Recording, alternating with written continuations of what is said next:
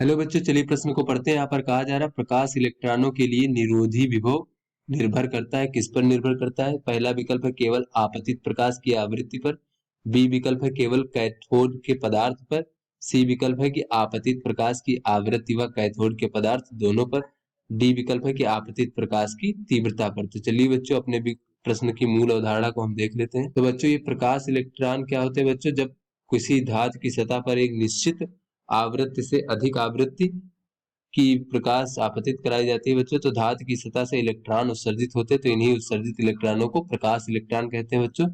तो इस प्रकार से बच्चों, अगर एक कैथोड और एनोड इस प्रकार से बच्चों ट्यूब में बंद कर दिए जाए, इनको इस प्रकार से बच्चों एक तार से और ये विभव से जोड़ दिया जाए बच्चों इस प्रकार से, तो बच्चों यहाँ पर अगर हम कैथोड पर इस प्रकार से बच्चों प्रकाश आपतित कराते हैं तो कैथोड से इलेक्ट्रॉन उत्सर्जित होते हैं और ये एनोड द्वारा इधर आकर्षित कर लिए जाते हैं, क्योंकि एनोड पर धनात्मक विभव होता है और कैथोड द्वारा प्रतिकर्षित किया जाता है। तो इलेक्ट्रॉन यहाँ से यहाँ आते हैं बच्चों एनोड पर और यहाँ से इस प्रकार से परिपथ में इलेक्ट्रॉन प्रवाहित होते हैं।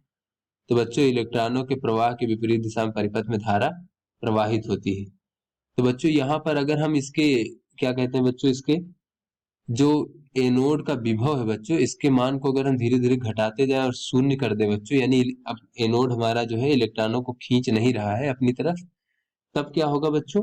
तब भी जो है कुछ इलेक्ट्रॉन जो है इनके पास गतिज ऊर्जा होती है, तो वो गतिज ऊर्जा के कारण जो है यहाँ पर पहुंच जाएंगे एनोड पर और ये हमारा परिपथ पुनः पूर्ण हो जाएगा।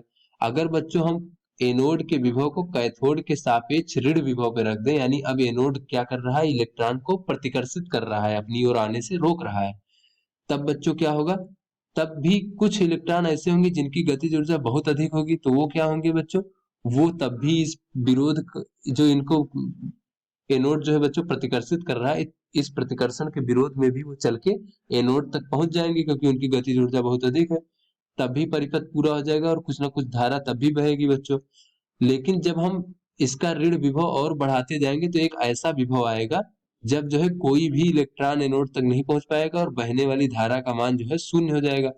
तो ऐसी स्थिति में जो बच्चों एनोड का विभव होगा उसे हम निरोधी विभव कहते हैं, इसे हम वी नॉट से प्रदर्शित करते हैं। तो बच्चों, यहाँ से हमें दिखा कि ये जो निरोधी विभव का कार्य होता है वो इलेक्ट्रॉन की गतिज ऊर्जा को शून्य करना होता है बच्चों इस प्रकार से। तो बच्चों, ये निरोधी विभव द्वारा किया गया कार्य जो होगा वो एक इलेक्ट्रॉन पर वो ई वी नॉट के बराबर होगा, वो इलेक्ट्रॉन की गतिज ऊर्जा को के बराबर होगा, क्योंकि ये किया गया कार्य जो है गतिज ऊर्जा के बराबर होगा, क्योंकि ये गतिज ऊर्जा को शून्य करने के लिए क्या जा रहा है, ये न्यूनतम आवश्यक विभव है निरोधी विभव, जिससे कि धारा का मान शून्य हो जाए।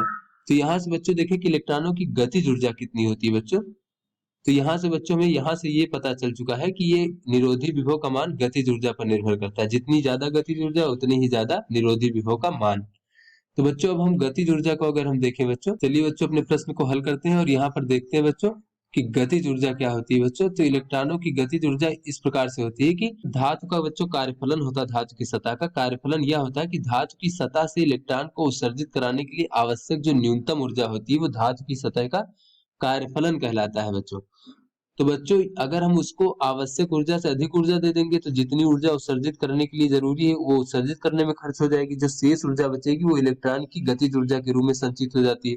यानी अगर बच्चों हमने उसको ऊर्जा दे दी है ई और बच्चों कार्यफलन है फाई नॉट, तो बच्चों फाई नॉट घटा देंगे इसमें से, तो जो शेष ऊर्जा बचेगी वो गतिज ऊर्जा के रूप में हो जाती है इस प्रकार से। तो यहाँ से बच्चों अगर हम देखें तो ये के ई बराबर हो जाएगा हमारा एच न्यू और ऋण बच्चों फाई नॉट। फाई नॉट क्या है बच्चों? ये धातु की सतह के लिए अलग अलग धातु की सतहों के लिए अलग अलग होता है बच्चों। तो ये बच्चों क्या है हमारा धातु के पदार्थ पर निर्भर करता है, या फिर यहाँ पर हम कह सकते हैं बच्चों कैथोड के पदार्थ पर निर्भर करता है कार्यफलन का मान, पदार्थ पर निर्भर करता है और किसी भी एक पदार्थ के लिए इसका मान निश्चित होता है।